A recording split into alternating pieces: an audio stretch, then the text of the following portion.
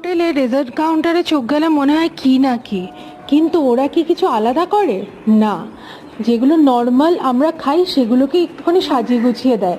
তো আজকে আমি বানিয়ে নেব এরকম গ্লাস অফ আইসক্রিম, যেরকমভাবে ওরা সাজিয়ে গুছিয়ে দেয়।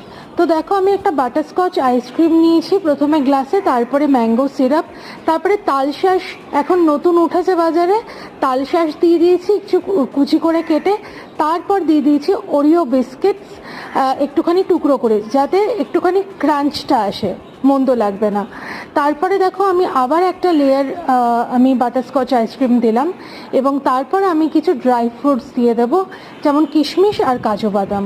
তারপর আমি ওপর থেকে একটুখানি গার্নিশ করে দেবো চকলেট সস দিয়ে, আর একটা পার্ক একটুখানি টুকরো করে আমি ওপর থেকে দিয়ে দেবো।